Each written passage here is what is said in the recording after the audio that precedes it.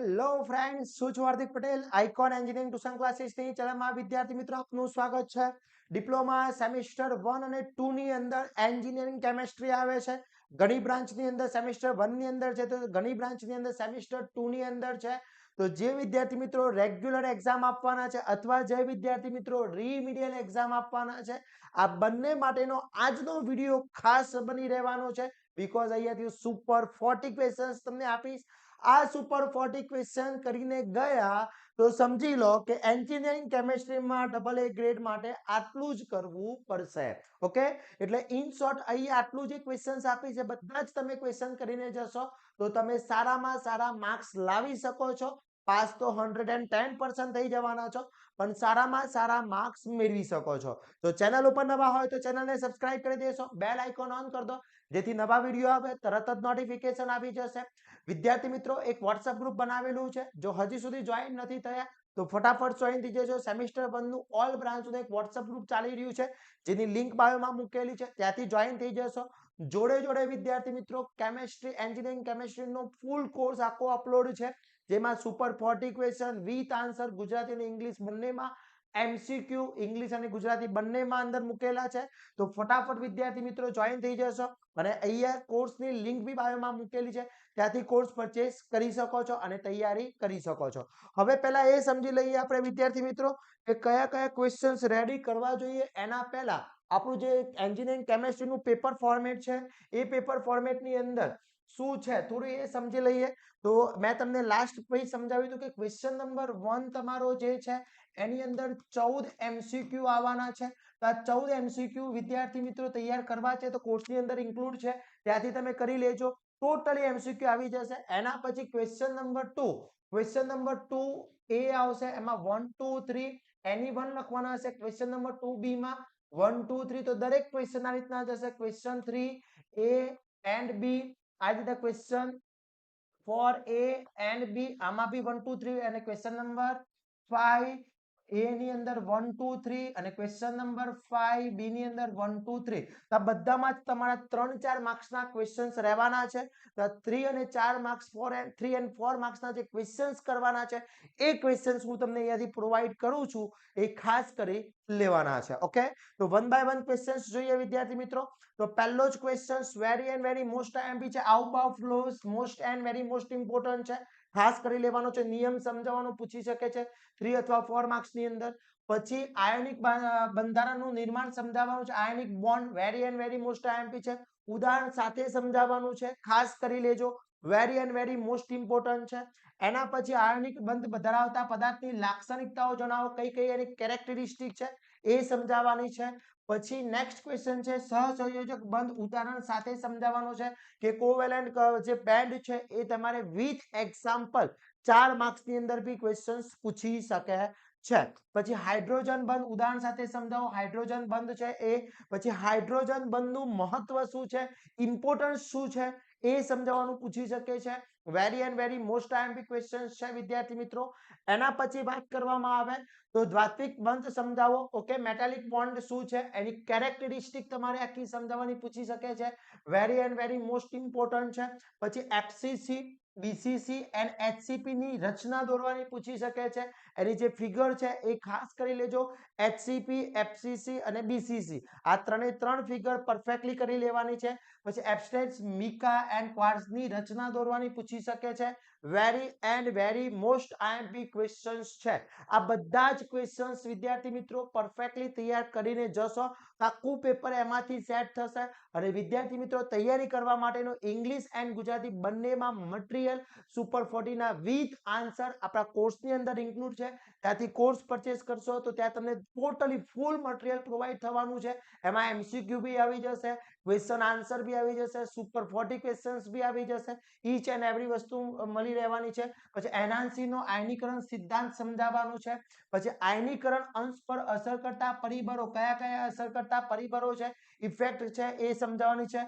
PH માપ ક્રમાંક દોરવાનું છે, અને પીએચ ની અગત્યતા, ઇમ્પોર્ટન્સ ઓફ પીએચ. ઓકે, ખાસ તૈયાર કરી લેજો. પીએચ નો એક એક્ઝામ્પલ આવશે, ખાસ કરી લેજો. પીએચ નો એક એક્ઝામ્પલ બી આવશે વિદ્યાર્થી મિત્રો.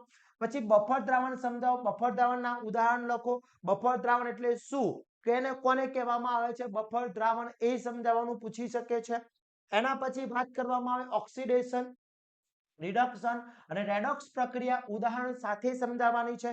3 ટાઈપની પ્રોસેસ છે, ઓક્સિડેશન છે, રિડક્સ પ્રોસેસ છે અને રેડોક્સ પ્રોસેસ છે. એના પછી ફેરાડેના વિદ્યુત વિભાજનનો નિયમ સમજાવવાનો છે. ફેરાડેઝ લો, ઇલેક્ટ્રિક વસ્તુ સમજાવવાની છે વિદ્યુત વિભાજનનો. પછી ઇલેક્ટ્રિક રિફાઇનિંગ અને ઇલેક્ટ્રોપ્લેટિંગ વિશેની ટૂંક નોંધ મોસ્ટ ઇમ્પોર્ટન્ટ છે, ખાસ કરી લેજો. એના પછી ગેલ્વેનિક સારણ શું છે, ઓકે, ગેલ્વેનાઇઝિંગ કોરોઝન શું છે એ સમજાવવાનું પૂછી શકે છે. Very and very most IMP છે વિદ્યાર્થી મિત્રો, ખાસ કરી લેવાનો છે. એના પછી તમને શોર્ટ નોટ પૂછી શકે છે. શોર્ટ નોટ ની અંદર વાત કરીએ તો પેન્ટિંગ સારણ શું છે, પાણીની સપાટીને નીચે થતું સારણ શું છે, તળમાં થતું સારણ શું છે, આ ત્રણમાંથી કોઈ એક તમારી શોર્ટ નોટ આવી શકે છે.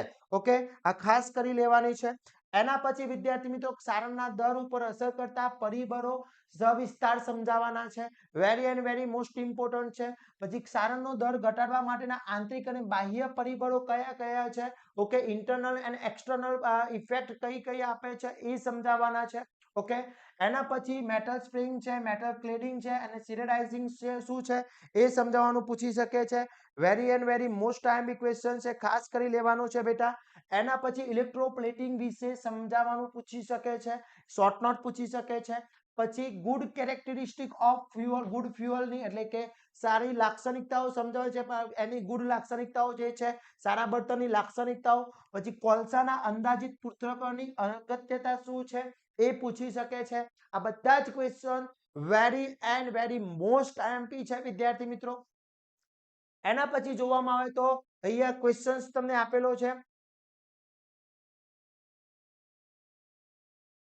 યસ, તો પેટ્રોલિયમનું શુદ્ધિકરણની આકૃતિ સમજાવવાનું છે. Very and very most important છે. ઓક્ટેન નંબર અને સીટેન નંબર સમજાવવાનું બી પૂછી શકે અથવા ડિફરન્સ બી પૂછી શકે બંનેનો, ખાસ કરી લેજો. પછી એલપીજી, સીએનજી ની રાસાયણિક રચના, ઉષ્મીય મૂલ્ય અને ઉપયોગિતા શું છે એ પૂછી શકે છે. પછી જળવાયુ, કોલ ગેસની રચના, રાસાયણિક રચના, ઉષ્મીય મૂલ્ય, ઉપયોગિતા સમજાવવાનું પૂછી શકે છે. પછી સ્નેહકના કાર્યો કયા કયા છે, સ્નેહકના સારા ફંક્શન શું છે એ સમજાવવાનું છે. સર્વવર્તી સ્નેહક શું છે એ સમજાવવાનું પૂછી શકે છે, મોસ્ટ આઈએમપી છે. પછી સ્નેહકના પ્રકાર ઉદાહરણ સાથે સમજાવો, very and very most important છે. પછી બાયોડિગ્રેડેબલ સ્નેહક વિશેની ટૂંક નોંધ લખવાની છે. ઓકે, એના પછી અણુ બંધારણને આધારે પોલિમર્સનું વર્ગીકરણ સમજાવવાનું છે.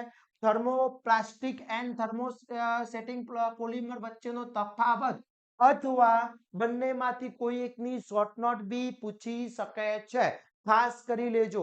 એના પછી યોગશીલ પોલિમરાઇઝેશન ઉદાહરણ સમજાવવાનું છે.